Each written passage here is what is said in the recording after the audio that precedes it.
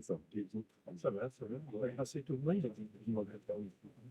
Ça va, Théma? Ouais, ouais, je comprends.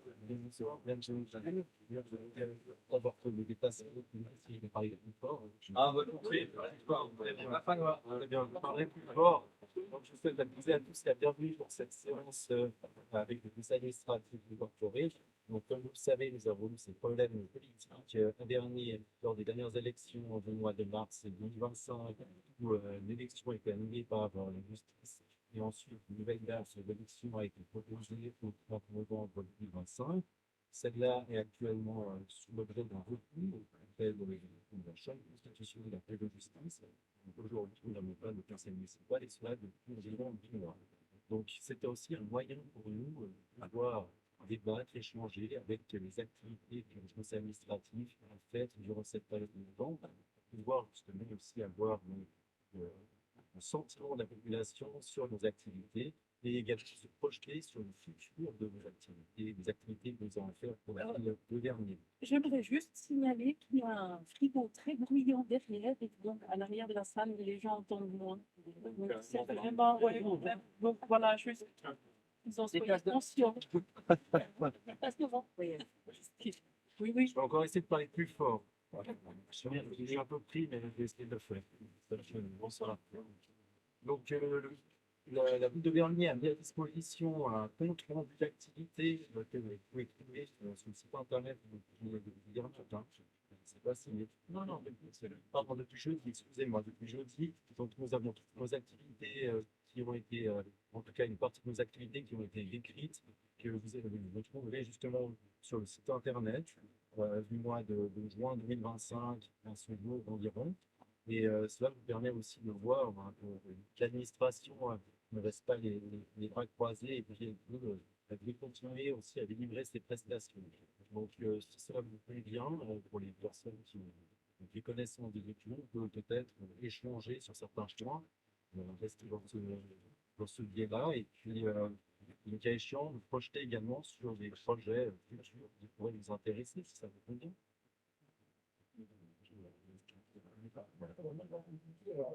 Alors, oui, monsieur. Oui, j'ai une question. Je change aussi de l'autre côté. Ouais, je consulte assidûment le site web, évidemment.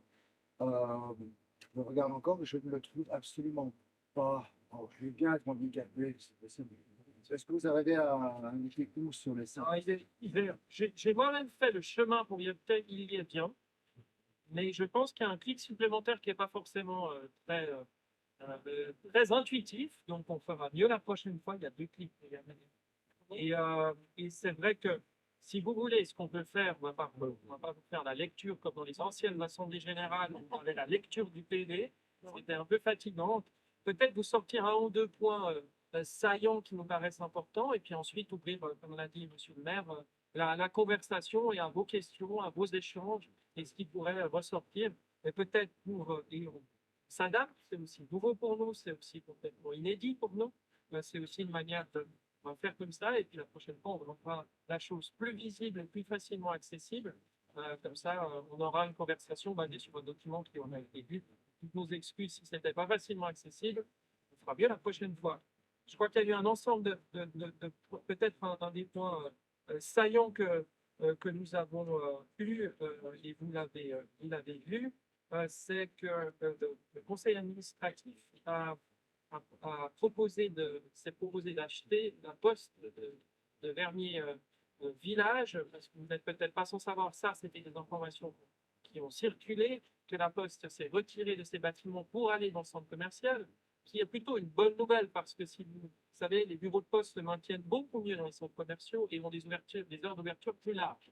Donc, ce n'était pas forcément une mauvaise nouvelle pour nous, mais on se retrouve avec un bâtiment au plein centre du village qui n'avait plus forcément d'affectation. Il était important pour nous de manifester la volonté qu'on garde quelque chose d'accessible au public avec vraiment des activités.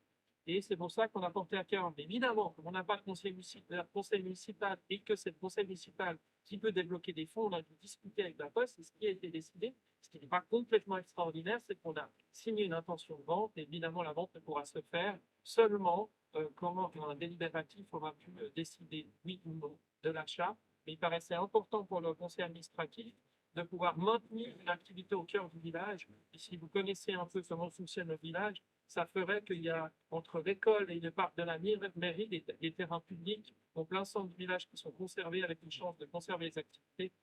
Pour répondre à une question que vous n'avez pas posée, évidemment, on ne sait pas exactement ce qu'il y aura comme activité, mais l'idée c'est d'avoir quelque chose d'accessible au public, quelque chose de socio-culturel, genre aux maisons de quartier, mais évidemment ce sera quelque chose à construire avec les habitants, mais c'était un des points saillants pour nous, mais qui démontre aussi la difficulté qu'il y a évidemment de ne pas avoir de conseil municipal, c'est qu'on doit trouver des solutions pour pouvoir maintenir les intérêts des dernières années de l'ensemble, évidemment en restant dans le cadre qu'on nous a donné et qui sont tout à fait normales, puisque nous sommes en exécutif et non en délibératif.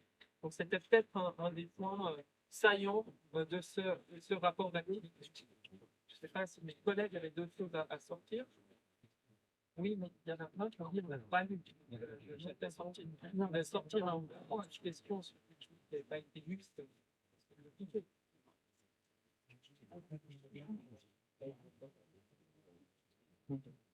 Alors, si vous voulez, on peut ouvrir des questions. Oui. Violence, merci d'avoir organisé cette séance. Alors, deux sujets qui ont été relatés dans le journaux.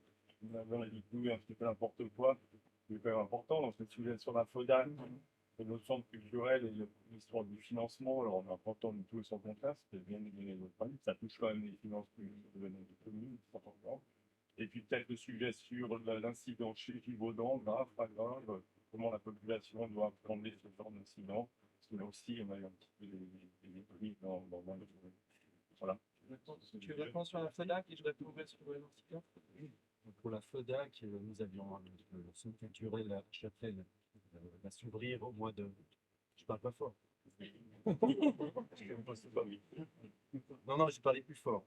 Je ne parle pas fort, normalement. Donc, pour la FODAC, la ville de Vernier avait prévu donc, de transférer une partie de son budget culturel pour le centre culturel qui va être ouvert à Châtelaine, en dessous du pont de l'Écu. Comme nous n'avions pas de budget aujourd'hui, nous fonctionnons avec les 12e provisionnels, c'est-à-dire que le budget 2025 a été divisé en 12 parties et le montant que nous avions en 2025, nous pouvons l'attribuer, en gros, chaque mois, nous pouvons attribuer ce montant pour une des prestations de la commune. Pour la FODAC, la vision que nous avons, c'était le budget que nous avons prévu pour 2026, c'était de mettre 1 million de francs suisses dans ce budget-là. Comptons à une loi qui s'appelle la LPCC1, qui oblige l'autorité cantonale à financer aujourd'hui les infrastructures culturelles du type du centre culturel de Châtelaine. Cela est inscrit dans le règlement et il y a une obligation légale au canton de pouvoir financer ça. Au niveau du Grand Conseil, aujourd'hui, il y a une motion qui a été approuvée par l'ensemble des parties du Grand Conseil qui visait à octroyer des fonds pour la FODAC. Nous verrons le résultat dans quelques semaines ou mois lorsque le Grand Conseil aura décidé ou non de l'approbation d'un budget pour l'année 2026. Pour ce qui est de la ville de Vernier, c'est le plus grand centre culturel qui est sur la rive droite. C'est aussi un lieu fort.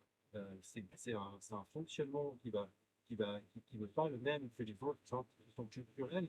Aujourd'hui, la FODAC a un financement qui est supérieur au niveau du privé, c'est-à-dire de l'autofinancement de la FODAC et des fonds privés que des fonds publics. C'est le seul centre au niveau roman qui fonctionne de ce type-là. Donc, il y a vraiment, il n'y a pas de crainte à avoir pour sa mise en application ou en forme ces prochains mois. Maintenant, les autres éléments qu'on peut également apporter à ça, c'est que ce centre, en fonction des décisions du Grand Conseil, pourra avoir l'ampleur qu'il mérite ou devra réduire un peu un spectacle et ce genre d'activité culturelle. Est-ce que je peux vous répondre, monsieur? Clairement, et puis, si je peux me permettre, certains éléments étaient même faux. On a parlé de 7 millions en 2026, c'est faux, parce que c'est 4 mois, c'est pas une année. Donc, c'était très imprécis et c'était trompeur. Et comme l'a dit Gianretto, à Gramont, on n'a aucune crainte. Le pire qui puisse arriver, c'est que Genève, par un manque de volonté politique au niveau cantonal du Grand Conseil, mais il l'a montré avec la motion, ce Grand Conseil peut nous soutenir, qu'on ne pourra pas déployer avec l'ambition voulue.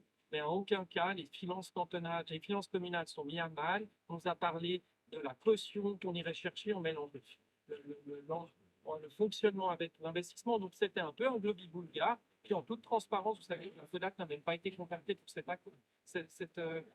article, donc ça ressort. Donc oui, on doit encore boucler le financement de fonctionnement, et le risque aujourd'hui, il est plutôt, comme l'a dit Gianvetto, de ne pas avoir l'ampleur qu'on voulait avoir dedans, mais ce n'est pas un risque financier pour Vernier, c'est plutôt un risque pour Genève. Vernier, Genève et la région de ne pas avoir quelque chose à la hauteur, et ce serait dommage. Puis encore une fois, on nous a dit, mais pourquoi le conseil administratif va demander d'argent au canton? Mais c'est parce qu'il y a cette loi, et cette loi oblige même le canton d'aller. Si aujourd'hui le conseil administratif n'allait pas chercher, ce serait ça son erreur. Aujourd'hui, on voit l'ampleur qu'il faut dans ce projet, et c'est la raison pour laquelle. Donc, pas d'inquiétude sur les finances communales, mais une volonté d'avoir l'ambition prévue. Et oui, et c'est là qu'on doit boucler le budget. Et c'est vrai que là, vous savez, la dureté qu'il y a au niveau du budget cantonal, mais c'est pour ça qu'on est content d'avoir vu que le Grand Conseil a voté à l'unanimité un soutien. Après, on verra combien d'argent on aura en 2026. Vous avez vu dans le même article que même s'il y avait des quotas, le Conseil d'État a dit qu'il allait vouloir trouver quelque chose. Puis pour 2027, la FODAC, et puis on l'aidera pour aller trouver des fonds, mais on pense qu'on trouvera une bonne oreille au niveau du Grand Conseil. Mais à nouveau, comme on a dit, pas de crainte sur Vernier, mais oui, une crainte pour l'ambition de ce centre. Le pire qui puisse nous arriver, puisqu'il y a un financement privé par les logements, etc., c'est une ambition réduite. On n'a pas encore engagé toutes les personnes, vous aurez compris. On se déploierait au niveau de la FODAC moins rapidement, ce qui serait vraiment dommage pour Genève. C'est le plus beau projet culturel genevois depuis des dizaines d'années. Donc voilà où on en est. Et c'est vrai qu'on a été un peu agacé par cet article. C'est normal de nous critiquer, le projet, mais je crois que Vernier mérite qu'on se retrouve derrière ce projet et qu'on puisse pousser pour qu'il ait l'ambition suffisante, et tout le conseil administratif mené par Gianvetto et Ramoun est actif là-dessus. Et puis pour Givaudan, je mets tout de suite quelque chose que j'aimerais que ce soit clair. Je ne peux pas vous dire un certain nombre de choses, pas parce que je ne veux pas, mais ce n'est pas moi, en tant que responsable de la sécurité à Vernier, ni le conseil administratif incorporé, qui est en charge de ce genre d'incident. Donc je ne peux pas aller plus loin parce que je respecte aussi où sont les informations qui peuvent être données ou pas. Moi, je n'en ai pas beaucoup, j'en ai pas plus que ce qui a été donné dans la presse. Et j'aimerais dire quelque chose qui est important et qui est parfois compliqué, et vous me permettez parce qu'on a le temps, un petit peu, je ne vais pas être trop long, mais la différence entre un risque et un danger. Un risque, c'est en fait un danger mesuré à la chance qu'il arrive. Et quand vous avez le SIS qui arrive sur place parce qu'il y avait un problème, vous ne pensez pas que Givaudan va appeler le SIS pour dire qu'il n'y avait pas un problème. Donc il y avait un problème. Mais quand il y a un communiqué de presse qui sort de la part de l'État et qui a été, je peux vous le dire, vérifié par les pompiers, et je peux vous dire que le commandant Schumacher, que je connais par ailleurs, ce n'est pas des gens qui sont fous, ils savent ce que c'est la gestion de risque, c'est-à-dire la chance qui arrive en danger. Le mot sous contrôle était très important à comprendre. S'il n'avait pas été sous contrôle, vous pensez vraiment, même si on peut être dans les autorités cantonales ne font pas leur travail, les pompiers non plus et personne ne fait, il y aurait eu des informations pour dire qu'il y aurait, si vraiment il y avait eu un problème, une évacuation à 100 mètres, 200 mètres, 500 mètres, 1 kilomètre. Si c'était sous contrôle, ça veut dire qu'il y avait une problématique qui nécessitait l'intervention, donc grave ou pas grave. Moi, c'est pas à moi de mettre, je ne suis pas un spécialiste, mais suffisamment important pour qu'on fasse intervenir des spécialistes. Ça a été sous contrôle. Ensuite, vous l'avez lu dans un autre communiqué de presse, et je dois dire que j'ai l'impression que j'attaque la presse, mais je n'attaque pas, mais quand la presse sort le communiqué de presse à 8h30 le soir, et puis qu'il attend l'après-midi, c'est Dauphiné Libéré, j'ai vérifié, en France, qui met le matin même du dimanche le deuxième communiqué de l'État qui dit la situation est réglée, et qu'on attend le fin du dimanche, voire le lundi, pour dire mais est-ce qu'il s'est passé quelque chose? C'est un peu bon. Oui, il y avait une problématique. Il y a eu des professionnels qui ont été voir. Vous savez, c'est une grande industrie. Et il y a des problématiques. On me racontait qu'à l'époque, moi, je n'ai pas connu, il y avait des sirènes qui évacuaient Givaudan régulièrement. Aujourd'hui, ça n'arrive plus. Donc, il y a eu une problématique, pas anodine, sinon il n'y avait pas eu des pompiers. Mais quand moi j'ai pu avoir des contacts, on a dit c'est sous contrôle, ces questions ont été posées par l'État, une délégation du Conseil d'État en temps de crise avec des conseils d'État qui demandent espace. On nous a dit clairement c'est sous contrôle, mais on doit trouver une manière d'évacuer des produits qui servaient qui étaient dans ce système-là, ça a été fait, ça a été évacué à 5 heures du matin, je crois que c'était mis, fini, terminé. Ça ne veut pas dire qu'il n'y a rien eu. Mais aujourd'hui, l'information, c'est compliqué. Je vous le dis en toute transparence, le choix qu'avait l'État, soit on communique rien, parce qu'il n'y a pas de risque important, soit on communique tout avec des détails techniques qui sont hyper compliqués. Il a été choisi de communiquer sur le fait qu'il y avait un risque, mais qui était sous contrôle, et quand ça a été réglé, ça a été réglé. On peut certainement faire mieux collectivement, mais donc oui, il y a eu quelque chose qui n'était pas anodin, mais il n'y a pas eu de risque, il n'y en a pas eu de risque, c'est là que je dis danger-risque, risque suffisant pour la population, où une évacuation même autour a été possible. Ce qui a été évacué, vous l'avez entendu, c'est l'usine, parce qu'on a considéré qu'il y avait un risque juste autour. Donc voilà où ça en était. Et pour l'environnement, ce que je connais, c'est ce qui a été dit aussi, ils avaient des choses sur lesquelles ils étaient attentifs, mais finalement, il n'y a rien eu sur l'environnement. Donc non, on regarde ça sérieusement. Nous, on a été mis dans la boucle en info, mais je ne porte pas l'information, nous ne portons pas l'information. Donc je ne suis pas dans un discours catastrophiste, mais pas dans un discours pour dire circulaire, il n'y a rien à voir. C'est entre les deux. C'est plus facile de dire là que sur quelques lignes écrites. Donc non, vous n'avez pas été en danger pour la population. Je pense que les collectivités publiques ont informé comme ils pensaient pouvoir en disant on doit vous dire quelque chose, mais c'est sous contrôle, puis ensuite c'est résolu. Toutes les questions techniques, elles ne m'appartiennent pas, mais en tout cas, les spécialistes du danger et du risque nous informaient que c'était sous contrôle. Tout en revenant sur Givaudan, moi j'avais la transformette de Givaudan. En cas de réel danger, toutes ces zones villas qui sont à 300-400 mètres, on est averti comment nous on a fait pareil. Est-ce qu'il y a un système prévu? Est-ce qu'il y a quelque chose de prévu? Je ne vais pas commencer par un certain nombre de choses qui existent. Vous savez qu'il y a un système d'alerte que l'État a, les SMS d'alerte. Donc tout est prévu dans ce genre de choses. Il y a plein de choses pour vous dire, mais il y a des systèmes d'alerte qui sont prévus, il y a des systèmes d'évacuation qui sont prévus. Il peut y avoir des alertes immédiates sur des centaines et des milliers, avec, vous savez, sur bornés dans lesquels on envoie. Tout ça, c'est fait. Il y a la protection civile, il y a un ensemble de choses. Mais là, je vous réponds de manière théorique, mais là, on n'était pas là.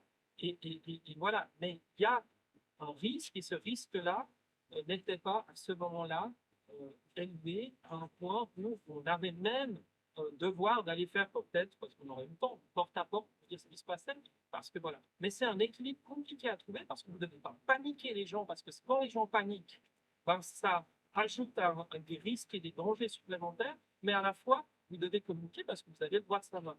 Et peut-être, moi je vous dis, peut-être qu'on peut faire mieux, un peu plus de détails, un peu. Voilà, mais voilà. Mais donc, oui, il y a des systèmes qui existent, qui peuvent être mis en place très rapidement sur ce genre de choses. Toute ma question, je reviens dessus. Il y a une semaine à Catalogne, on a pris des alertes par boire de l'eau, pour utiliser de l'eau. Est-ce que ce serait le genre même, il y a des protocoles, je pense. Il y a des protocoles, il peut même aller, ce que je dis, au SMS d'alerte, Voilà. Lui, géré par la Confédération, mais dans lequel les mécanismes de secours ont accès et qui peuvent le faire. Ce n'est pas tous les détails, mais c'est possible de le faire. Donc, si c'est une alerte, parce que l'eau, vous voyez, c'était important de le dire, mais il n'y avait pas genre alerte immédiate. Voilà. On peut imaginer plein de choses. Et je ne veux pas trop en dire sur la théorie parce que je ne veux pas qu'il y ait un lien direct, c'est pas ce que vous faites. Regarde, avec ce qui s'est passé parce qu'on n'était pas dans ce niveau-là. Après, voilà, encore une fois, moi, ce que relater, ce que vous pouvez trouver publiquement, etc., je n'ai pas de grand secret plus que ça, mais je ne vais pas aller dans les détails parce que ce n'est pas mon rôle et pas notre rôle et que vous de dire des bêtises. Oui, monsieur, Je voudrais juste qu'on fasse un petit point sur l'aménagement qui est sur le chemin de lait, Montforêt et la route de Nougalan. Ce que je ne comprends pas, c'est que ce sens interdit qui est remplacé pour une centaine de mètres pour dire que voilà, là on n'a pas le droit de faire. C'est ça que je ne comprends pas. Je prends du temps pour expliquer un petit peu la situation. Une situation qui est extrêmement compliquée. Des fois, ça vient. Justement, et c'est aussi quelque chose que je comprends qui est un peu très frustrant pour les habitants du secteur. Alors, pour expliquer un petit peu aux gens, ça me permet aussi de remettre tout ça dans son contexte. Vous avez la zone des villages qui touche la zone industrielle de Zimmer-Vert. Et puis, voilà, le projet qu'on a par rapport à ça et qui existe depuis des décennies, c'est effectivement de permettre aux gens qui sont dans le village de circuler selon le mode de transport qu'ils le souhaitent, mais effectivement également de protéger la population dans les villages du trafic qui est généré par ces zones industrielles, puisqu'effectivement Vernier se retrouve entre la zone industrielle et la ville de Genève, entre Vernier et l'autoroute, puis effectivement il y a énormément de trafic de transit que doit subir la population. Donc ce qui a été imaginé depuis longtemps, hein, c'est pas le conseil administratif actuel qui l'a fait, c'est qu'effectivement on crée une route d'évitement qui permet d'aller directement depuis la zone industrielle jusqu'à l'autoroute, ce qu'on appelle le barreau de Montfleury, avec la demi-jonction qui peut être construite au niveau de Givaudan, qui permet effectivement d'éviter le village et de pacifier un petit peu le village. Le problème de ce projet, qui a quand même déjà été voté il y a longtemps maintenant par le Grand Conseil, c'est qu'il a pris énormément de retard. Énormément de retard pour différentes raisons. La ministre a changé d'avis, il faisait des comptes, il y a beaucoup de conseils qui flottaient pour faire des comptes. Et puis surtout, il y a eu longtemps le projet d'élargissement de l'autoroute. L'OFROU, l'Office fédéral des routes, qui était en charge de ce projet sur la partie jonction routière, ne voulait pas commencer le projet avant de savoir s'il fallait élargir l'autoroute ou pas. Il n'allait pas élargir l'autoroute, puis ensuite dire il faut commencer parce qu'il a l'arrêté. Donc, ce projet a pris du retard maintenant. Vous avez peut-être vu dans la presse, pas plus tard qu'il y a 10 jours, que la Confédération a repoussé, en tout cas au-delà de 2055, l'élargissement, non, pas l'élargissement de l'autoroute entre Vernier et Vernet. Ça veut dire qu'aujourd'hui, il n'y a plus d'incertitude. Donc la Confédération peut aller de l'avant, le barreau de la Fleury. Voilà, nous, au conseil administratif, ça fait un moment qu'on demande que ce projet aille de l'avant parce que c'est la pièce maîtresse pour pouvoir pacifier tout le secteur. On a même demandé de le faire en 2 temps, c'est-à-dire qu'effectivement, il y a la question du barreau, qui permet de rejoindre la route de Saint-Denis et la route de Penay, et puis la demi-jonction, qui est en fait qui permet depuis la route de Penay de prendre l'autoroute au niveau de Givaudan. Peut-être que c'est des choses qui vont relativement normalement aller assez vite aujourd'hui. J'ai encore une séance ce matin avec les autorités cantonales à ce sujet. Et effectivement, rapidement, on pourrait peut-être avoir le barreau d'ici 12 ou 3 ans et la demi-jonction d'ici 7 ou 8 ans. Alors, je sais que c'est des horizons qui restent très lointains, mais en matière d'aménagement et de mobilité, c'est des choses qui vont relativement vite. Tout ça pour vous dire qu'effectivement, ce qui était prévu aussi, c'est qu'on puisse délester un petit peu le secteur avec un bus à haut niveau de service. Donc, Dernier a fait sa part, c'est-à-dire qu'il a fait les aménagements sur la route de Montfleury, sur le chemin de lait, pour accueillir ce bus à niveau de service, mais au niveau de l'État, ça a pris du retard et les bus ne sont pas encore à disposition. Ils arriveront aux dernières nouvelles en décembre, mais peut-être un peu plus tard. Et c'est vrai qu'aujourd'hui, il y a une situation un peu ubuesque. Il y a une route qui est aménagée pour le bus, et puis qui permet pas, et que le bus n'est pas là. Alors ça, c'est des gens, de nouveau, ils ont pensé avant, comment on fait? On fait un schéma de circulation où les gens font le tour, et puis qu'au milieu du village, on est réservé. Et puis, voilà, aujourd'hui, c'est pas la situation qui est là, puisque le barreau, l'idée, c'était aussi que les gens qui habitaient le chemin de Mouille-Galant puissent ressortir sur la route de Penay. La route de Penay, aujourd'hui, elle est extrêmement saturée, donc c'est pas intéressant. Vous avez demandé à ce qu'on ne fasse pas ça, c'est-à-dire qu'on laisse la barrière au milieu et qu'on ne la laisse pas au bout. Hein. C'était entre les échos que j'ai eus de l'association des habitants de Montfleury, comme elle s'appelle. Donc effectivement, le schéma de circulation qui est en force avec le bus au niveau de service, c'est qu'aujourd'hui, il faut sortir du côté côté de lait, mais qu'effectivement, il y a une interdiction de circuler sur la route de Montfleury. Donc c'est vrai qu'aujourd'hui, la situation n'est pas du tout satisfaisante pour vous. Moi, je comprends que vous n'êtes pas content de cette situation. On essaie de l'améliorer. Voilà, mais c'est des choses qui prennent du temps. C'est des décisions qui ont été prises il y a 2 ans de faire ça comme ça. Maintenant, la situation n'est pas comme on l'aurait voulu. Donc, ce qu'on a demandé à l'État, et c'est pas plus tard que ce matin que la décision, on avance sur cette solution, mais je ne peux pas vous dire que ça sera comme ça, puisqu'effectivement, il y a un certain nombre de vérifications qui doivent se faire, mais qu'effectivement, on puisse, en tout cas jusqu'à l'arrivée du BHNS, circuler comme avant sur la route de Montfleury. C'est-à-dire qu'effectivement, les gens qui sont à Delay puissent prendre la route de Montfleury, que les gens qui sont sur Mouille-Galant puissent prendre la route de Montfleury, mais c'est pas sans risque. Vous avez vu peut-être qu'avant qu'il y ait quelques contrôles qui soient faits sur cette route de Montfleury, la nature ayant horreur du vide, les voitures se sont de nouveau encolonnées, on arrive de nouveau à plus sortir sur la route de Montfleury, pas plus que sur la route de Penay. Donc c'est vrai que c'est des choses qu'on doit gérer. De nouveau, si on veut que les gens qui habitent le village puissent prendre la route de Montfleury, il faut faire en sorte que les gens de la zone industrielle n'empruntent pas la route de Montfleury. Une partie du problème va être réglée de nouveau d'ici la fin de l'année parce que la route de Montfleury va être coupée après le chemin de lait, entre le chemin de lait et la route de Satigny, puisque l'AFT développe la zone industrielle dans le secteur, et la route de Montfleury disparaît à ce niveau-là, mais effectivement, le transit par Delay pourra toujours exister.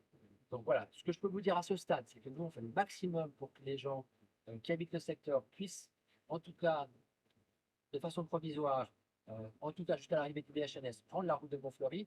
C'est peut-être des choses qui vont arriver dans quelques jours, mais aussi qui vont arriver dans quelques semaines. Je ne peux pas vous le dire exactement aujourd'hui. C'est de nouveau dans les mains de l'État. Chose que j'ai envie de préciser en introduction, c'est que c'est l'État qui émet les autorisations de construire, qui émet les arrêtés de circulation. On les préavisé, on les consulté, mais c'est effectivement l'État qui prend les décisions par rapport à ça. Donc par rapport à ça, nous, on espère que ça aille vite. Et puis, effectivement, on espère qu'il y a une situation définitive qui permettra aux habitants de Louis-Galant et de la route de Montfleury de sortir par Montfleury. Et puis, effectivement, que le bus qui puisse venir depuis Delay sur la route de Montfleury. Juste un petit point que j'ai pas compris, c'est à partir d'où que la route de Montfleury doit disparaître. C'est quelques centaines de mètres après le croisement avec le chemin de lait. Elle va disparaître, et elle disparaîtra jusqu'à la rue de Satigny. Elle va disparaître. Ça, c'est bien que j'ai prévu il y a des quinzaines d'années. Alors, effectivement, le bus, il passera par le chemin de lait. Ça, c'est le 53 et le 57 qui aujourd'hui vont passer par le chemin de lait. Et demain, le BHNS, alors là, ça serait autre chose. Hein. Le BHNS, c'est un livre de 6 minutes qui passera sur la rue de Montfleury. Et effectivement, pour que les travailleurs de la zone industrielle puissent arriver de façon confortable en bus et effectivement d'avoir Le problème aujourd'hui, c'est qu'il y a un sens interne qui ne va pas poser. Oui. Pour une fonction d'une cinquantaine de mois. D'accord. Parce qu'après la réduction, les gens ne vont pas circuler. Bien. on dit sur la révolution de lait. La réduction, c'est Montfleury. Alors, il a été Montfleury qui va jusqu'à 5 heures, la route de Québec. il a été posé. Je vous dis pourquoi il a été fait. Je ne vois pas forcément une bonne idée, mais on va vous expliquer pourquoi. C'est que le but, c'est d'empêcher le trafic de transit. Si vous enlevez sens interdit, les gens peuvent prendre la route de Satigny, le chemin de Delay, on retrouve sur Montfleury, on se retrouve avec les mêmes bouchons qu'on avait avant les travaux. Donc, voilà, donc c'est le but de ce sens interdit, c'est effectivement que les gens ne puissent pas prendre la route de Montfleury en venant de la zone industrielle. Le problème, c'est que les gens effectivement qui débouchent sur Montfleury depuis le Louis-Galant, se retrouvent dans la même situation que les gens pour qui on a pris cette mesure. Et voilà, c'est pour ça qu'on essaie de créer des exceptions aujourd'hui. Le problème que ça pose, et vous le verrez aussi, hein, c'est que c'est le problème du contrôle. Si vous créez un certain nombre d'exceptions, donc on les crée sur les habitants qui habitent la route de Montfleury, on l'a créé pour les habitants qui habitent sur la partie nord du chemin de Louis-Galant, mais comment on fait après pour contrôler sur la route de Montfleury qu'il n'y a pas des gens qui viennent de la zone industrielle, trafic de transit ou trafic qui ne devrait pas passer par la route de Montfleury? Ça sera un moment qui sera compliqué. Des choses qui sont poussées à plus tard, ce qui nous semble important aujourd'hui, c'est que vous ayez une solution tout de suite. On ne dise pas dans 12 mois, il y aura une nouvelle circulation. Ce centre synthétique, pour répondre à votre question, il a été décidé il y a 2 ans. C'est qu'aujourd'hui, il est posé, il y a un arrêté de circulation qui fait qu'il doit être posé. Donc si on veut l'enlever, il faut faire un nouveau arrêté de circulation. Donc ça prend un tout petit peu de temps. Là, je vous dis quelque chose de quelques semaines parce que vous décidez demain de l'enlever, mais c'est quelqu'un qui fait recours pour que le fait qu'on l'enlève, il faut aller au tribunal fédéral, puis ça peut prendre 2 ans. Nous, on a envie d'enlever en 2 semaines, peut-être qu'on n'arrivera pas parce qu'effectivement, quelqu'un s'y oppose. Je pense que l'idée est bonne, hein, parce que c'est vrai qu'il y a du point qu'il y a une circulation qui est considérable là-bas. Surtout entre quelques enfants de Selber, c'était quelque chose de terrible. Mais limiter la circulation, déjà,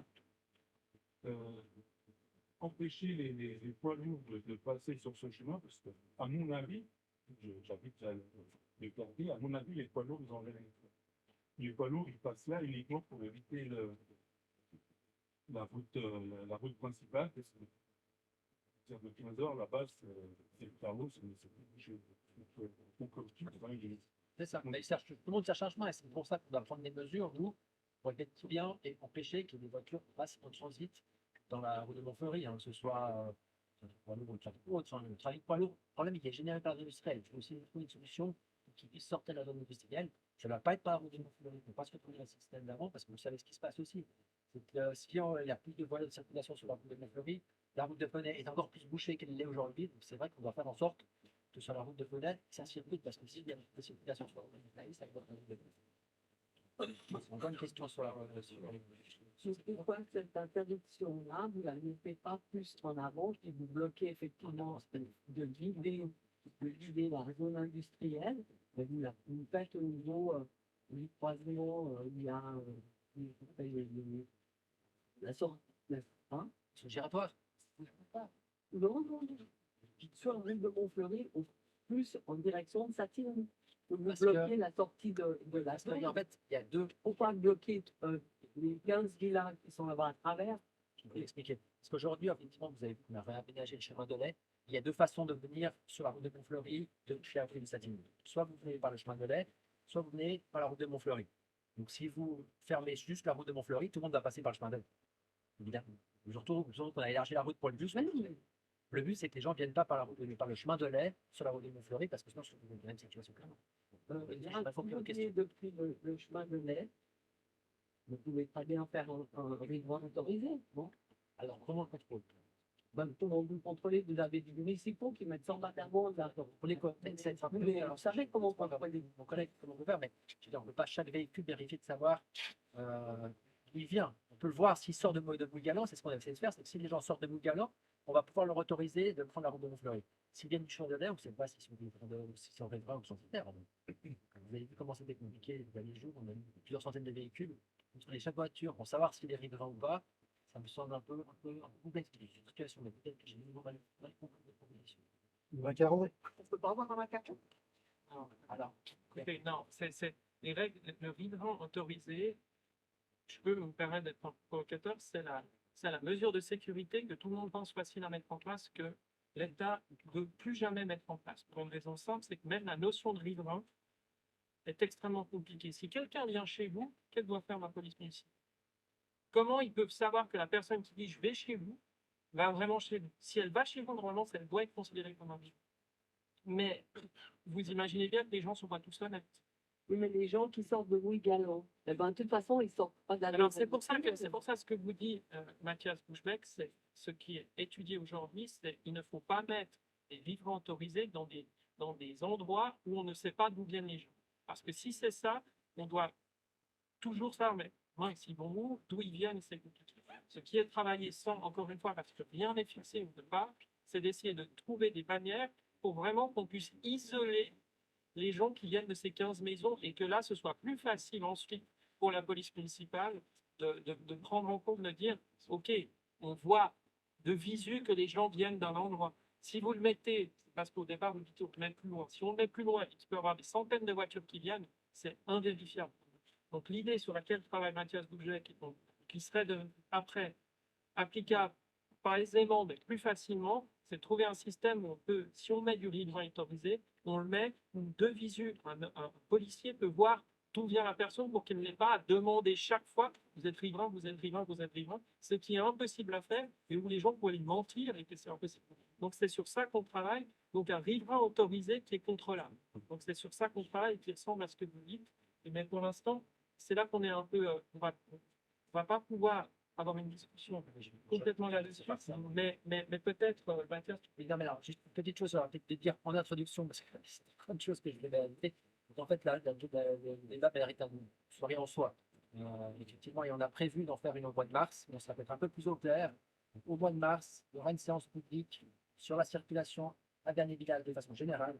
Et puis, effectivement, vous serez informés largement.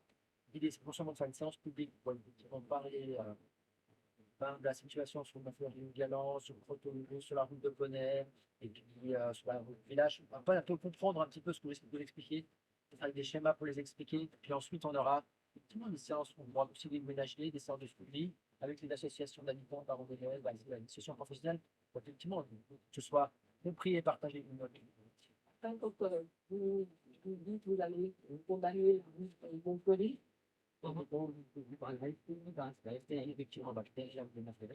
alors, moi, j'ai une question, c'est comment je sors du chemin de l'Est quand je vois le ou bien comme chez moi, c'est que je fais des demi-tours sur la route avec le BHMS. Alors, je ne vais pas pouvoir régler votre problème ici aujourd'hui. Non, mais c'est une question. C'est dans le travail. Dans le travail, on a pris le contact avec la FTI, également là, regardez, traverser le parking de Quartzop pour faire des détours. Non, mais va pas traverser oui. Alors, c'est ce que j'ai eu comme discussion. En fait, c'est pas traverser une partie, c'est avoir un droit d'utiliser une servitude, quelque chose comme ça, on peut pas arriver là.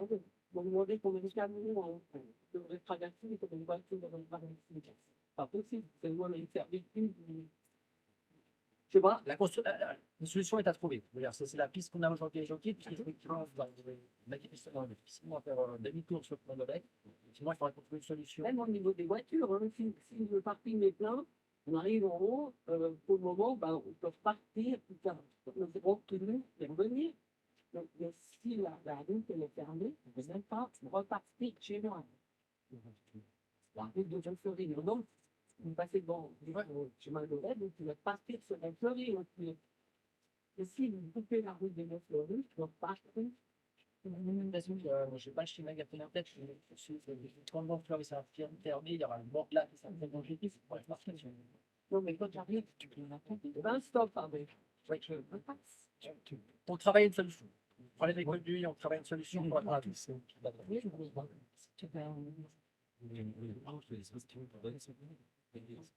J'ai juste une question. Par rapport au pont de Pellet qui va être fermé cet été, ça va se passer comment? Alors, c'est pas chez nous. Mais effectivement, je ne peux pas me répondre des têtes comme ça. Je sais qu'il y a différents phasages qui avaient été imaginés. L'idée, c'est vraiment de travailler sur des opérations de coup de poing, c'est-à-dire de faire le pont dans un sens, on le faire dans l'autre sens, on le faire la nuit. Mais c'est vrai que l'idée, c'était de dire que pendant l'été, on va le faire complètement, pour pouvoir le faire des mois de mois, ici, il fallait bien 18 mois. Mais là, mais ça va être fermé, 3 mois. On passe sur le territoire communal, c'est la limite. Tous les camions de la zone industrielle du bas, du pont de Pellet, c'est tout sur la route de Pellet. Donc, la queue, elle ne sera pas à partir de la ferme Zeller, elle sera à partir du pont de Pellet, la queue, pour pouvoir passer le feu rouge. Parce que moi, déjà le matin, j'ai le bouchon devant chez moi à l'entrée du Canada, même presque à la ferme. Donc, comment vous allez imaginer ça cet été? Entre ceux qui vont aller bosser dans la zone industrielle, qui ne vont pas passer le pont de Pellet, et puis qui vont passer tout par Vernier. Donc, je comprends tout à fait votre question. Hein, mais et puis, je vous emparer pour vous répondre, parce qu'effectivement, c'est. en plus, vous fermez tous les axes. Je n'ai pas peut-être donner des réponses sur ce qui se passe sur les autres territoires communaux. C'est une question. Typiquement, il faudra laisser. Vous pouvez la poser au mois de mars. l'autorité cantonale, mais on fera cette séance publique. Ce n'est pas souvent posé, parce que les autorités cantonales seront présentes aussi lors de cette séance qu'on va faire. D'accord. Et puis, si ça est vraiment bloqué comme ça, vous allez dédommager les entreprises qui ne puissent pas aller bosser, parce que ça va devenir compliqué. Moi, je pointe au chômage. Hein. Je vais répondre la même chose. Ben, je vous dis, je pointe au chômage. Parce que je ne peux pas aller bosser 3 heures de route par jour. Moi, je ne peux pas le faire. J'ai besoin de 8 heures de travail. Si je n'ai pas 8 heures de travail, j'en perds 3 par jour. Ce n'est pas normal. Mais moi, j'ai juste une question, monsieur. Pas de souci. Non, mais juste une question à vous poser. Parce que, et je me permets, puisque c'est un dialogue, et c'est pas du Oui. ce qu'on dit ici, c'est qu'il y a une partie qui nous appartient, et je crois qu'on n'a jamais. J'ai suivi d'autres communes. On dit toujours c'est pas notre faute, c'est pas notre responsabilité. Là, on prend des responsabilités en essayant de trouver des solutions. Parlez un peu plus fort, s'il vous plaît. Excusez-moi, essayer de trouver des solutions. Là, quand on vous dit qu'on ressent vraiment ce que vous dites, moi j'habite sur la route de Poney, Moi, je vous vois courir de temps en temps. Mais c'est facile à courir, hein, c'est libre. Ouais, c'est ça. Ma question, c'est, il n'y a pas vraiment de réponse, elle est un peu rhétorique. Mais je peux vous garantir que quand on fera la séance, je demande quelle est la solution, vous n'aurez pas la même. Parce qu'aujourd'hui, ce qu'essaye de dire Mathias Buchbeck, c'est qu'on subit un certain nombre de décisions qui ne nous appartiennent pas. Nous, on doit essayer de préserver le village. On nous dit, rouvrez tout. Alors, je vais aller dire aux habitants de Crotoloup qu'on va rouvrir la Crotoloup où il y aura des camions qui passeront. Aujourd'hui, je ne sais plus qui a dit à un moment, monsieur, vous avez dit, mais je sais, le trafic de transit, ça ne va pas. Donc, à un moment, si on rouvre trop, il y a le trafic de transit. La route de Penay, aujourd'hui, on vous a dit, le plan qui date d'un conseil administratif dans les années 2000. La première fois, c'était en 2007 au plan directeur. Hein. 2007, on a demandé ça. Et on s'est battu pour ça. Il y a des gens qui sont, je veux dire, c'est rare qu'un conseil administratif vert demande la création d'une route fermée. Et ce que je veux dire, c'est que on ressent ce que vous dites. Je ne suis pas en train de dire que vous n'avez pas la relation. Nous, on est un peu, cette séance de mars, on aurait peut-être dû la faire avant, on se le dit entre nous. C'est pour exposer que chacun puisse échanger et voir la réalité de chacun et de chacune, de voir ce qu'on peut faire. On ne fait pas tout juste ce qui appartient au canton, mais voir qu'en ce moment, Vernier Village subit un certain nombre de décisions qui ont été prises il y a 10, 20, 30 ans. Certaines, peut-être, elles étaient directement ou indirectement Vernier, mais sans repasser notre responsabilité, l'immense majorité prise par le canton, qui a pris des décisions et qui a pris des retards. Le BHNS, on a fait nos devoirs. Le canton en retard de plusieurs années. Et au bout d'un moment, voilà. Donc, je comprends. Non, si ça arrive, on va essayer de trouver des solutions avec vous. On va discuter. Il faut interpeller l'État aussi, sans remettre tout sur l'État. Mais on est aussi, on doit avouer, et c'est peut-être pas de la mode de faire ça pour les politiciennes ou politiciens, que parfois, on est à la limite de ce qu'on peut faire parce que on n'est pas magicien sur ça. Mais ce qui est intéressant, c'est de pouvoir échanger à un moment dans une séance dédiée, puis ensuite dans le groupe de suivi, pour voir si on peut faire mieux avec une situation. Malheureusement, on ne pourra pas faire disparaître ces voitures qui passent à travers chez nous jusqu'au moment où on arrive à faire des routes où on pourra clairement mettre des feux qui seront bénéficiaires seulement pour la personne. Je suis désolé, ce n'était pas du tout pour vous dire, je ressens votre problématique, on essaie de partager la nôtre. Le problème, c'est que vous allez faire le barreau et la route du Nord d'Avril, ce sera 2 barrières. Vernier sera au milieu des 2 barrières. Comment vous allez vous voir exprimer dans le futur qu'on puisse véhiculer, partir de ces 2 barrières, puisque vous avez fermé toutes les autres routes. Le barreau, ça va être un barrage complet, tout le temps. Quand l'autoroute sera bouchée en bas, ils vont partir sur la route de Pnay, on ne pourra pas partir. On ne pourra pas partir sur le Nord d'Avril. Donc votre barreau, éthiquement, pour moi, il n'est pas possible, il n'est pas convaincant. Voilà. Donc, moi, je le vois, vous avez 3 entrées d'autoroute sur 1 kilomètre. Comment vous allez justifier le trafic à ce moment-là sur l'autoroute aux heures de pointe? On ne pourra partir ni à droite ni à gauche. On sera bloqué dans le village de 5 heures à 7 heures le soir. C'est compliqué. Je vous conçois, je vous conçois. L'idée, elle est bonne. Le barreau, il est bon. Mais aux heures de pointe, ça sera catastrophique. Vernier, on sera enclavé entre 2 barreaux. Si je peux m'exprimer, 2 barreaux. On l'est déjà. On l'est déjà, mais ces 2 routes, la future, elle ne va pas nous aider. Le bouchon sur l'autoroute, il sera constant. J'entends ce que vous dites. Hein. Oui, mais il faut y réfléchir. C'est pas en faisant un barreau qu'on va réussir à problématiser le truc. C'est quoi la solution? Il n'y a aucune solution. C'est qu'on arrête de ramener 10 000 ouvriers dans la zone industrielle de Sguidel. Il faut arrêter. Il faut changer de côté. Mettez-les à Colonie, ces entreprises. Je m'excuse, mais si vous mettez 2 millions d'ouvriers sur notre côté et puis de l'autre côté, ils ont 0, ils ne vont pas être emmerdés. Hein. À un moment donné, il y a un petit peu de logique dans tout ça. C'est clair qu'il faut vous preniez de l'entreprise pour qu'on ait des impôts. Mais moi, si je ne peux plus véhiculer à Vernier, je vais partir. Vous allez perdre mes impôts. Et ça commence déjà à réfléchir. Je vous le dis. Je peux juste me permettre. Je m'excuse, il y a des gens qui ont demandé la main, Madame Fraga. Monsieur, vous avez demandé la main. Oui, c'était juste pour une question de changer de sujet. Sur la sécurité, il y a environ, il y a 2 dimanches en arrière, il y a des gamins qui ont commencé à jouer avec des pétards, des fumigènes, tout ça, essayer de viser des canards à quartier des temps. C'était toute la journée, les pétards ont fusé.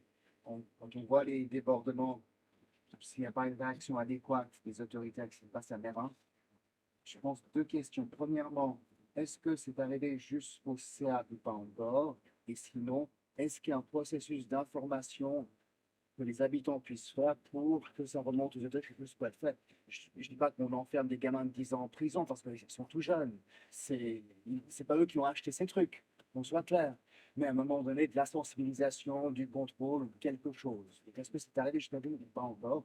Ensuite, qu'est-ce qu'on fait? Enfin, Si c'était simple, on l'aurait trouvé, parce que je crois que c'est un phénomène, et je vais vous répondre, je crois que c'est un phénomène européen, voire mondial, en ce moment, la question du pétard.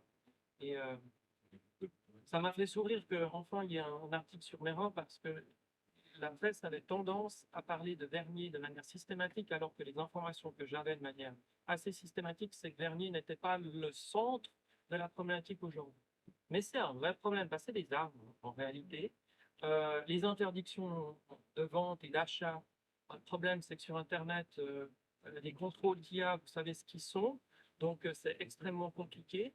Et que pour nous remonter l'information, ce qui est très important, ce que je dis, je répète, ceux qui ont l'habitude des séances de l'Union savent ce que je dis chaque fois, appelez la police, même en dehors des heures, la police municipale, même le lendemain, même un autre jour, pour leur dire. Parce que c'est comme ça que ça remonte, et ils le savent, vous leur dites, ils viendront même, et vraiment, ils se déplaceront pour bien comprendre. Ensuite, que faire? Que faire? Il y a une partie, et ça je veux le dire, appartient à la police. Si on est à la répression, ça veut dire qu'on a raté les étapes avant. Et sur la répression, que la police cantonale peut le faire, parce que justement, on est sur des pétards, et si vous avez 10 jeunes avec des pétards, vous devez arriver à 20, et pas en tenue de policier municipal, mais en tenue d'intervention, parce que c'est trop dangereux. Donc au bout d'un moment, vous l'avez vu, vous avez vu l'article sur Mérin, les policiers municipaux sont arrivés, sont repartis. Ils ont des doctrines d'engagement, je vous le dis, s'il y a trop nombreux, ils ne vont pas se mettre en danger par rapport à ça. Donc, c'est la police cantonale qui intervient. Mais si vous le voyez, appelez dans les heures où il y a la police municipale, la police municipale, la police cantonale, de toute façon, les gens arrivent. Autrement, la police cantonale. Sur un travail plus long, j'ai demandé, parce qu'il y a eu des événements lignants, vous savez, on a eu des cadres de la sécurité dans lesquels on échange, c'est aussi des manières d'échanger avec les habitants. J'ai demandé, c'est pas la première fois, mais cette fois, j'ai vraiment demandé de mettre un programme en place qui est sur la prévention jusqu'à aller dans les écoles. Vous savez, on parle de leaders, en guillemets, de ces groupes qui ont 13 ans, 12 ans, 14 ans. Et donc, c'est quelque chose qui m'inquiète profondément au-delà de la sécurité parce qu'il va y avoir des blessés, donc particulièrement sur ceux qui n'ont, c'est ça. Donc, on doit pouvoir faire de la prévention, mais de la prévention qui est un peu... on a des discussions avec la police cantonale, avec les gens qui sont responsables des artifices, etc., pour leur dire ce qui peut arriver. Vous savez, ça arrive, je suis désolé, je m'éloigne, mais à Berlin, le Grand Truc le 31, j'étais une fois à Berlin le 31, il y a des gens qui font partir des pétards partout dans la rue. Il y a des mains arrachées toutes les années. C'est extrêmement dangereux. Donc, le but, c'est de faire une prévention active, et c'est un plan qui va prendre du temps. Nous travaillons aussi avec les acteurs sociaux. Vous allez me dire, mais pourquoi les acteurs sociaux? Parce que moi, j'ai besoin d'identifier quelles sont les problématiques. S'il y a des jeunes avec des pétards, c'est que ça a déjà loupé des étapes. Donc, essayer d'identifier, c'est de déconstruire ça. Et puis, si on doit intervenir, moi, je n'ai pas de souci. Si on intervient, on trouve ça sur des enfants, des mineurs, bah, on les dénonce, ils iront devant les tribunaux des mineurs. Mais ça, c'est la répression. Mais avant, il y a toute la sensibilisation, il y a approché. Puis oui, il y a un côté où, sans tomber de nouveau, on prendra nos responsabilités, on les prend, et quand je vous dis qu'on a mis en place, il y a des réunions qui ont lieu, réunions, ça ne veut rien dire, mais il y a des choses, on veut mettre en place. Moi, j'ai dit, il y a un but, vous savez que le 1er août, ça risque d'arriver un peu partout à Genève. J'ai demandé que d'ici au 1er août, on mette en place, vous savez, un certain nombre de choses, qu'on revienne vers la population sur ces questions, pour voir s'il y a un effet, puis on corrige. Mais ensuite, il y a une question sur les parents, où moi, je suis un peu démuni.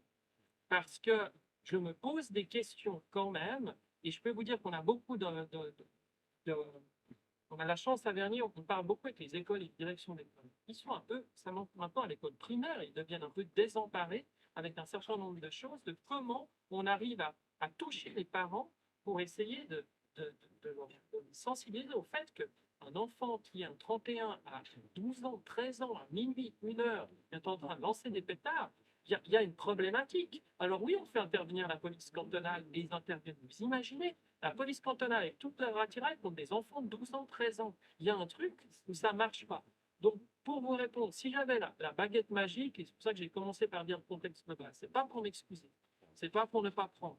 Mais nous, on a mis un plan à Vernier pour essayer de trouver la solution. Je leur ai demandé de revenir avec un plan plus précis sur les mois qui viennent pour voir si on réussit. Le premier test, le 1er août, puis ensuite, on revient avec un plan, on fait. Mais derrière, il y a des mouvements mondiaux, des mouvements européens sur les ventes par Internet, sur les vidéos Internet qui circulent, qui se comparent. Moi, j'ai une partie où je ne suis pas désemparé parce qu'à aucun moment je renonce, mais où on doit avoir des discussions plus générales sur comment on intervient suffisamment tôt. Et puis une fois que ça arrive, comment on intervient, ça c'est la police. Mais donc pour remonter, moi j'ai pas toutes les infos, je sais qu'il y a des événements, on les remonte régulièrement, mais si vous voulez vraiment vous assurer, vous appelez la police municipale et sachez que c'est une de nos priorités au niveau sécuritaire, parce que moi j'ai peur pour les gens qui risquent d'être à l'autre bout, mais aussi pour ceux qui projettent, parce que le jour où il y a un enfant qui se blesse, même si c'est celui qui a des blessures graves, même si c'est celui qui lançait, ben, on viendra vers les autorités à juste titre pour dire comment vous n'avez pas protégé notre jeunesse. Donc ça, on va continuer à intervenir. Redonnez-nous s'il y a des problèmes, dites-nous, n'hésitez pas, et nous, on va essayer de monter des programmes de prévention. Ça va prendre du temps d'intégrer ces groupes, de bien comprendre la dynamique d'enseignants, de déconstruire et puis d'aider à la répression s'il faut, parce qu'au bout d'un moment, quand on a des comportements comme ça, on doit suivre des conséquences. Vous avez vu Cameroun, il y a eu cette arrestation urbaine, et oui, pour beaucoup c'est militaire, mais ils ont quand même des conséquences, et c'est énorme. Donc voilà, moi ça m'inquiète, je n'ai pas un discours angélique là-dessus, mais je dois vous dire qu'il n'y a pas de solution simple, parce qu'autrement ça n'arriverait pas un peu partout. Il y a quelques années, c'est de la grande spécialité, c'était Versoix. Voilà, il y a partout, nous on n'est pas épargné par ça, mais je ne vais pas m'arrêter à ça. Par Internet, donc il y a tout et n'importe C'est quoi. ça. Donc, s'ils achètent, c'est que les parents ils sont d'accord. Comment ils peuvent acheter des choses sur Internet en mettant en connectant le carte pour faire forcément que c'est bizarre. Je n'ai pas votre réponse, ça m'interroge aussi, mais vous savez, vous êtes peut-être, quand on était plus jeune ou quand on a tous comparé comment un jeune de 14 ans fume une cigarette ou a accès à l'alcool. Il y a un grand frère, il y a le frère d'un frère, il y a un parent qui est moins regardant, puis après, il suffit d'un dans un groupe qui trouve un moyen et puis il achète pour tout le monde. Donc, c'est ça qui est difficile et c'est là qu'on aimerait responsabiliser les parents pour qu'ils ne deviennent pas délateurs, mais qu'ils se rendent compte que quand il y a un problème, il faut avertir en multipliant les canaux dans lesquels. Donc, pour moi, je n'ai pas de réponse, mais pour moi, il suffit d'une personne qui trouve quelqu'un, un adulte ou un majeur qui n'a pas la. Quand elle descend, donc alors que je sais c'est la première voiture, Je sais quand les poubelles qui sont tombées, puis qui ont fait aux poubelles. Je Je sais. suis trop de ma vie, parce que j'étais coincée. J'étais coincée entre J'imagine les voitures derrière moi, donc ouais. et ça vous en avez. Je Que vous traumatisée. je comprends, vous avez toutes les raisons d'être traumatisé, c'est inacceptable que ça arrive des gens. Et puis le monsieur qui m'a dit, mais c'est des gamins, les meneurs nous sont venus avec le bus avec moi. Oui, c'est même pas. Vous avez raison, et c'est là que ça rend plus complexe. Vous me permettez d'en dire, c'est inacceptable, mais ce n'est pas forcément. Alors, je ne dédouane pas des gamins qui soient là ailleurs, mais c'est des phénomènes où ils se donnent rendez-vous, donc on a des gens qui viennent de l'extérieur. Donc, quand je vous dis qu'on doit faire un travail social, c'est des fois compliqué parce que les dynamiques de groupe sont complexes. Il y a des groupes qui se font, qui se défont, et ce que vous ne voyez jamais, c'est que très bien, d'autres choses. Ça nous arrive souvent de prévenir des bagarres, prévenir des choses comme ça, parce qu'on est alerté. Mais vous avez raison, c'est complexe et je suis vraiment, ça vaut ce que ça vaut. Je suis vraiment navré que vous ayez dit ça, c'est inacceptable. Et puis, on est en discussion avec la police pour encore renforcer la fréquence. Mais vous voyez, pour renforcer au million, il y aura un Mérin, il y aura un Versoix. Donc, pour la police, c'est extrêmement compliqué. Oui, madame. Il y a aussi ces d'âge qui doivent pratiquer des motos ou des voitures. Et c'est surtout le week-end, le samedi, dimanche, qu'il sort avec ça et il fait plein de gaz et ça fait chaque fois des explosions. Alors c'est et après, moi je suis dans les chambres à coucher vers le centre commercial là. Et je les entends aussi le dimanche, c'est tout dans les garages. Alors, à qui est-ce qu'on Il faut de nouveau appeler la police municipale, même quand vous appelez, même si c'est le programme, il faut dire quand même, parce que je sais où ils vont, dans quel il faut vous dire, en fait, de revenir en nous disant, vous appelez la police municipale, même le lundi, quand vous êtes tranquille, pour dire quand c'est arrivé, où c'est arrivé, vous les avez. Parce que ce qu'on fait à ce moment-là, c'est qu'on réunit des informations et ensuite on fait des actions. Et par le passé, ceux qui savent, il y avait eu des problématiques, on a essayé d'intervenir, ça s'est arrêté pendant un moment, puis après, la dernière chose, c'est super en lien, on a tenté, on était un des pilotes pour les radars anti-bruit, mais notre conseiller fédéral Albert Rochetti n'en veut pas. Alors que les radars anti-bruit pourraient permettre justement de flasher ces gens-là, et puis parce que ça n'est pas pour l'instant. Effectivement, on a fait le test. Là, on a fait le test. Le matériel fonctionne, il est utilisé dans d'autres pays, notamment sur le matériel qui nous vient de Paris. On utilise ces types de radars. Et effectivement, le conseil général n'en veut pas aujourd'hui. On le regrette, parce qu'il n'a pas les mêmes problèmes de bruit que nous avons effectivement. Mais dites-nous, et nous, on a déjà fait des actions avec la police mentale là-dessus. et après les deux, enfin, je me demandais comment rappeler la police municipale, les lycéens, ils viendront même comprendre, etc. Et quand il y a suffisamment d'informations au nom des opérations pour faire, après, le drame de ça, c'est que vous allez arriver, il suffit d'une personne. Donc, même si à un moment, par la présence, on empêche pendant 1 nuit, 2 nuits de faire, on ne peut pas être là toutes les nuits. Et puis, mais dites-le, parce que si on sait quand, comment, bah, nous, on peut assurer de la présence, et puis on essayer d'empêcher ça, et ça marche. Après, à long terme, c'est pas compliqué. Mais ça marche si on sait, on a suffisamment d'informations. Vous seriez surpris, je suis coupé là-dessus, c'était toujours étonnant la discussion. J'ai des représentants d'associations des intérêts derrière le Lignon. Je m'amusais à demander à la police cantonale, à la police municipale de sortir des statistiques d'appel du Lignon sur une certaine période. On avait des gens qui remontaient, puis il y a ça, il y a ça, il y a ça. On demandait généralement, je n'en avais pas appelé. Puis on avait les logs des appels.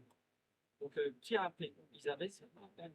Et donc, ce n'est pas un reproche, mais ce n'est pas faire de la délation, de pouvoir revenir, même après coup, au numéro de la police municipale, ils vous répondent. Ils viennent même chez vous s'il y a besoin pour comprendre, parce que la récolte d'informations dans la police, c'est extrêmement important. C'est la différence entre la réaction et la réponse, c'est-à-dire en essayant d'aller ou d'être déjà présent. Et c'est un truc où on est toutes et tous responsables. Alors, quand c'est l'examen, c'est nous qui devons prendre. On n'enlève jamais notre responsabilité, mais vous pouvez nous aider à le faire. Et appeler, c'est jamais un problème. Non, ça ne fera jamais mal comme ça. Jamais. Jamais. Je vous propose de prendre encore 2 questions. Il y a madame, Et on prendra cette bonne année. on entend. Pour anticiper des changements de loi de circulation des normes. Ah, Figure pour la fin.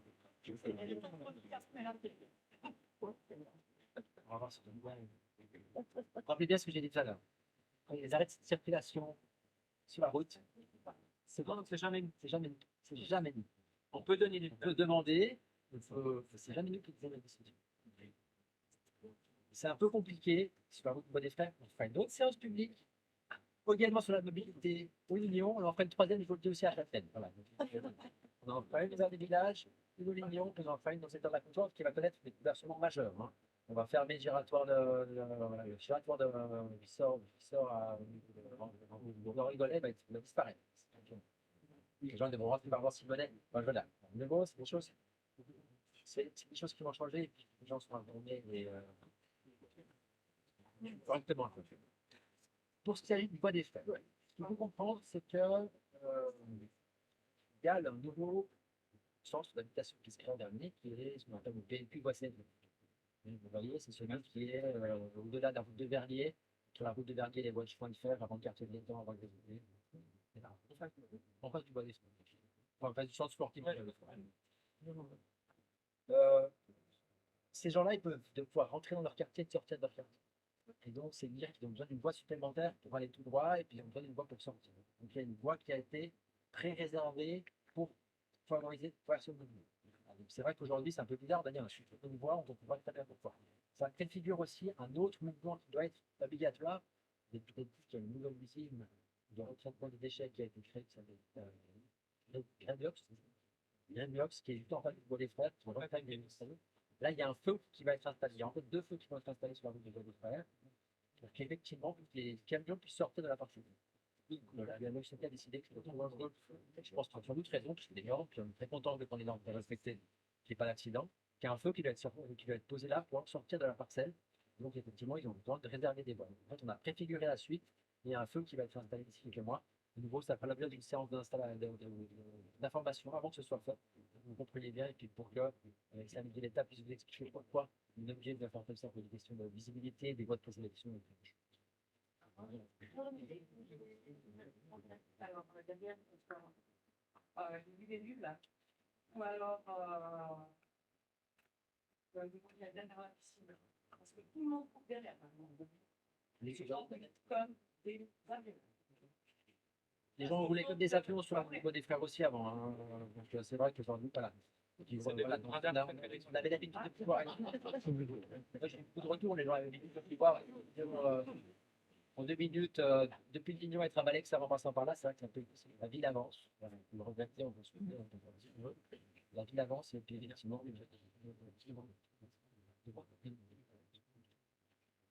Mais il y a un truc, oui, mais c'est un problème, c'est qu'on a intégré la suite. Ouais, Enfin, voilà, il y avait trois choses différentes. C'est les deux le transformisme des fonds et le PLQ CFF. Voilà. Ça va pas faciliter les choses. Ouais. C'est vrai que on va en plus se retrouver avec des problématiques qui sont celles de oui, là, c'est vrai, on va savoir qui veut plus de base. Les cartes qui sont forcément avec.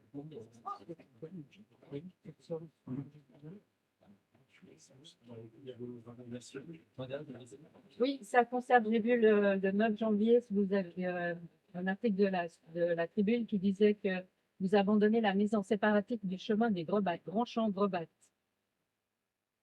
Oui, c'est pas un Grand Champ Grebattes, c'est aussi le début du chemin du Passeur. Je suis la villa qui est régulièrement inondée parce que vous reconnaissez que cette canalisation, elle est structurellement déficiente, que les travaux qui s'imposaient, vous m'avez écrit en 2020 pour me dire que vous me metteriez en 2021 la demande et que les travaux débuteraient en 2022, on est en 2026, il n'y a rien qui est fait. Rien. Et là, c'est refusé pour la mise en séparatif. Et depuis, vous avez accordé la construction de 3 villas sur le chemin du Passeur, d'un petit immeuble avec 6 appartements au chemin de Grandchamp et de 11 appartements au chemin des Grebattes.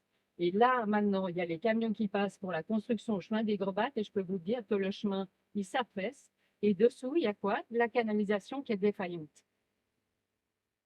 Encore un truc où je suis très fâché. Je suis très fâché par la situation parce que je connais votre situation. Et, et c'est pour ça qu'on a. Voilà, je vais vous expliquer. On effectivement, on va recommencer par la fin. Sur le chemin du Passeur, les constructions qu'il a, c'est pas nous qui donnons les autorisations, c'est le canton qui donne les autorisations. Il n'y a pas d'argent public. Donc effectivement, les choses peuvent continuer à se faire. Sur le chemin du Grebatte, On n'a pas le droit, nous, de donner des préavis qui ne sont pas. Oui, mais vous ne faites pas de Qui ne préavis sont pas négatifs. liants.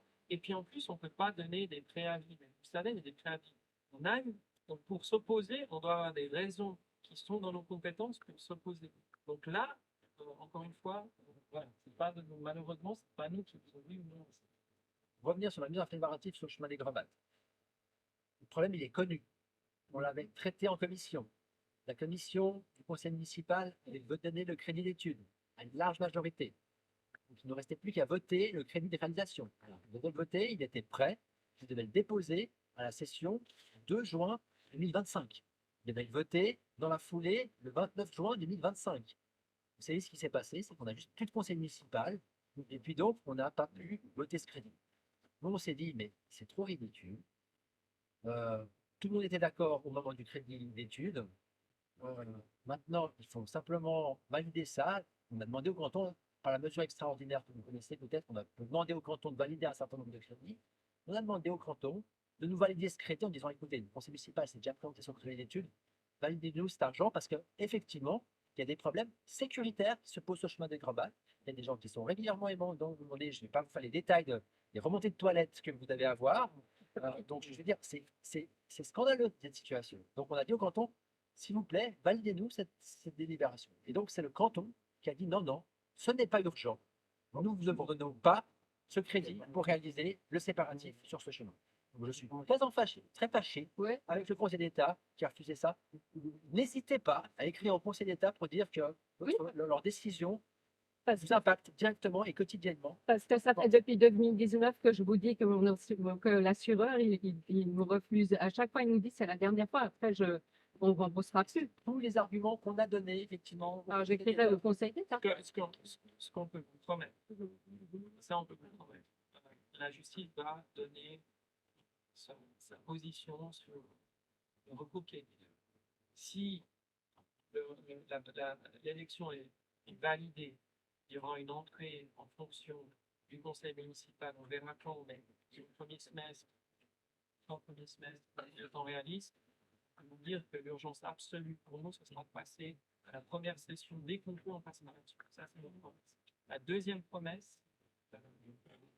si ce n'est pas validé, de toute façon, le Conseil d'État devra revenir, devra discuter avec nous parce que c'est autant les mesures, le cadre actuel est défendable pour nous, même si ce cas-là est peut-être le cas plus extrême, on est désolé, mais on reviendra vers le Conseil d'État, c'est ça la promesse, pour dire que ce cas-là ne peut plus être accepté tel quel. On vous le dit en toute transparence. Vous nous avez dit oui, mais vous pouvez éventuellement tout défaire et faire en 2 fois. Mais on ne va pas rouvrir une route pour refermer une route. Donc, ce que je vais vous dire, c'est que nos 2 promesses, c'est si le conseil municipal est confirmé dans l'élection qui a eu le 30 novembre, ce sera peut-être une des premières ou le premier truc sur lequel on démarche. Et la deuxième promesse, c'est si ce n'est pas le cas, c'est le sujet, et le conseil d'État le sait, sur lequel on reviendra en premier parce que votre situation n'est pas acceptable. Et on en est désolé.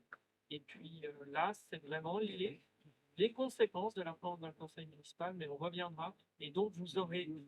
On a une obligation de moyens, on ne peut rien vous promettre mais sur le résultat, mais on peut vous garantir qu'on se battra pour que ça passe. Et je pense qu'on sera entendu soit par le conseil municipal, soit par l'organe de l'État, parce qu'on ne peut pas continuer. Voilà.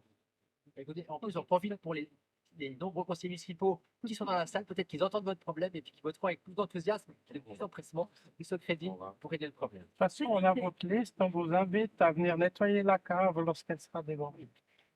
Ah, ouais. On essaiera de vous aller vite. Madame Pipaglia, vous avez une question. Alors, moi j'ai une question et une. Ouais, vous me connaissez tellement bien. Quand on parle, juste tout à l'heure par rapport à la circulation et au trafic, comme je suis avec beaucoup d'entrepreneurs et nous avons Mera, Dernier et Sakini, cette zone post-industrielle. Je pense qu'il faudrait absolument en parler avec aussi les entreprises, parce que je suis entièrement d'accord que toutes les entreprises perdent beaucoup d'argent avec ce temps perdu. On ne peut pas continuer à développer des zones industrielles à Vernier, Sakini, et ne pas nous donner comment sortir et rentrer de Vernier. Et c'est toujours sur Vernier c'est le pire. Il faut vraiment, pour moi, il faut en discuter aussi avec les entreprises pour nous donner qu'est-ce qu'on fait, sans reste à Vernier, ça numéra, sans reste pas, et on change parce que ça devient très compliqué à gérer. La deuxième chose, là, c'est la question. Pouvez-vous nous en parler un peu de ce qui se passe avec le centre commercial de l'Union entre la vente, l'achat, les rénovations? Il y a beaucoup de commerçants qui s'inquiètent. Est-ce que ça va arriver comme à Reims? On va fermer le centre commercial pour rénover? Qu'est-ce qu'on fait? Ou est-ce que vous savez déjà nous dire quelque chose ou toujours pas? Pour répondre à la première question, sachez qu'on est en contact permanent avec les entreprises du secteur, puisque nous avons des contacts extrêmement réguliers avec l'association qui les représente, qui est l'ASIPRO. Nous avons d'excellentes relations avec les ASIPRO, M. Gonzalez, vice-président, M. Moreno. Et les relations sont parfaites et courtoises, on est très souvent d'accord, je vous avoue, je n'ai aucun problème à discuter régulièrement avec ses représentants. Peut-être qu'effectivement, pour les entreprises qui ne sont pas membres, un peu plus pour la ZIPRO, soyez membre de la ZIPRO, faites remonter vos revendications au sein de la ZIPRO, et puis effectivement, nous sommes à l'écoute des entreprises qui sont dans le secteur de la le centre commercial. Le centre commercial, ça a été donc c'était la caisse de pension de l'État. Elle a vendu à une société qui a manifesté son intention réellement de redévelopper le centre commercial. C'est une société qui s'est remise avec une autre société et ce n'est pas des sociétés, ce n'est pas la même chose que la caisse de pension qui avait ça pour un rendement. Ici, c'est des sociétés qui ont envie de redynamiser ce centre commercial. Voilà, c'est pas une société qui est là pour investir l'argent de ses pensionnaires. C'est vraiment dans une société qui a envie d'en faire quelque chose. Rencontrons pour en mars, on a souhaité rencontrer directement, ce qui est assez rare. Voilà, c'est pas du tout en incorporé, on va venir les représentants de cette société, de ces sociétés, pour qu'ils puissent venir échanger avec nous, nous attendre par rapport à ce centre commercial, qui est la grande force du Limousin, qui représente le poumon avec les infrastructures publiques, mais c'est sa grande force. On va discuter de manière constructive avec eux, mais on est plutôt, de nouveau, je ne suis aucune bille dans cette société, mais on est plutôt satisfait que ce ne soit pas une société ce ne soit pas une caisse de pension qui investit l'argent, mais que ce soit réellement une société qui a comme business, si vous me permettez, le fait d'exploiter des centres commerciaux, ce qui veut dire qu'on a vraiment de l'espoir basé sur du concret pour pouvoir vraiment avoir une discussion parce que c'était extrêmement compliqué avec la caisse de pension des États-Unis parce que vous avez l'idée de prendre plus en allemand pour des choses aussi absurdes que l'interdiction de faire des ventes de pâtisserie à l'intérieur du centre commercial. Donc voilà, c'est des gens qui vont se rapprocher de nous sur la question du centre commercial. Donc c'est plutôt une évolution positive. Pour l'instant, on ne peut pas vous en dire plus, mais on est plutôt satisfait que ça a l'air d'une société dont c'est le business de tourner des centres commerciaux.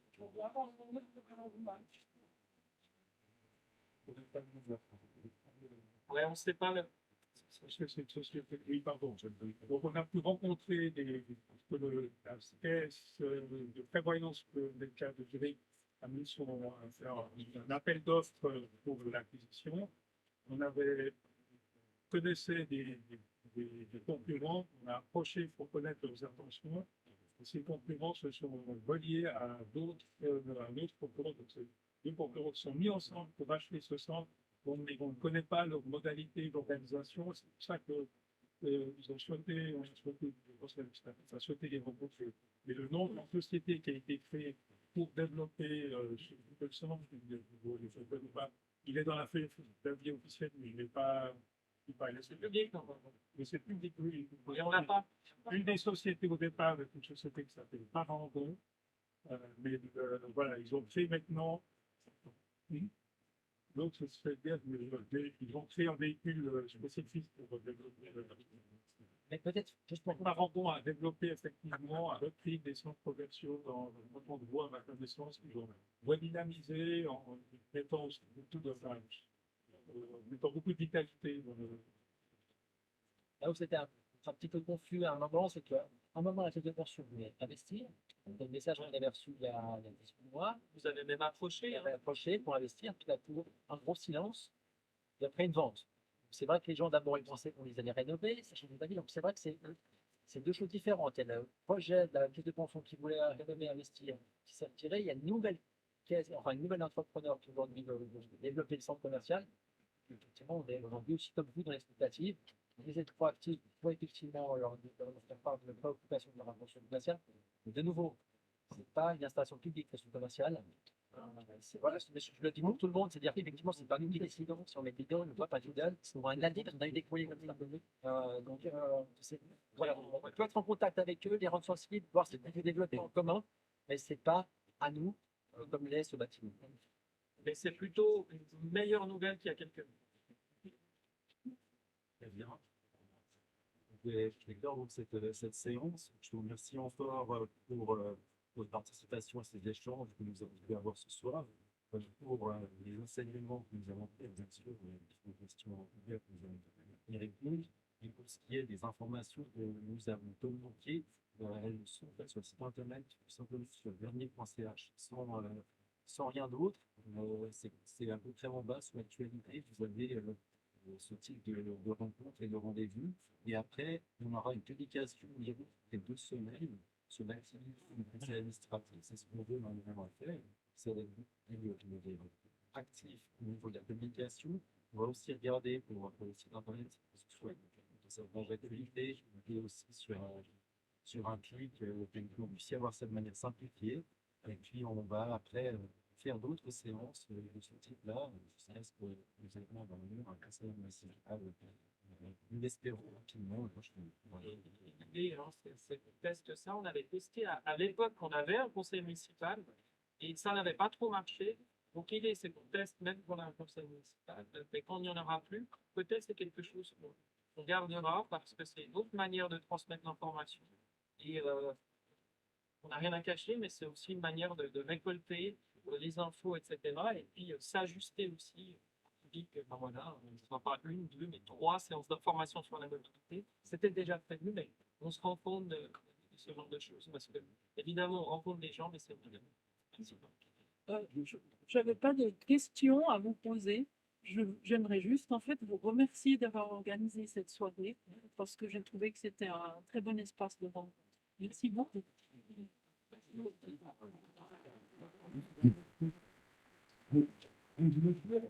Éventuellement, il y aura peut-être plus de côté municipal. Effectivement, il y aura. Non, mais on pourrait continuer à ne pas avoir de conseil municipal. Et il faudra, si c'est le cas, il y aura un nouveau vote, mais ça va prendre encore plus de temps. Voilà, ce que je voulais dire, c'est que la situation actuelle pourrait perdurer selon la décision de la justice. Si je comprends bien, actuellement, on est sous tutelle de l'État. Non, on n'est pas sous tutelle de l'État, c'est plutôt les pouvoirs du conseil municipal qui sont en partie en main de l'État, parce que c'est normal, vous le comprendrez. Alors, certainement, on ne voudrait pas avoir les pouvoirs du conseil municipal, parce que le conseil administratif est un exécutif, donc on ne peut pas cumuler les pouvoirs, ce serait pas sain et pas démocratique. Donc, une partie du pouvoir du conseil municipal sont dans les mains de l'État. Ce n'est pas vraiment une tutelle, c'est plutôt un remplacement, un équivalent imparfait du conseil municipal. Est-ce que, je n'étais pas clair, mais si on n'a pas de conseil municipal validé par la justice, on va devoir rediscuter avec l'État parce que la situation imparfaite aujourd'hui, l'exemple de madame ou de monsieur Blais, est trop imparfaite. Il faudra trouver un moyen pour qu'on puisse trouver un interlocuteur qui puisse valider un peu plus de choses parce qu'autrement, on va se retrouver dans une situation difficile. Moi, je ne sais pas ce que la justice va décider, mais vous serez évidemment informé, non par la presse. Merci. Merci.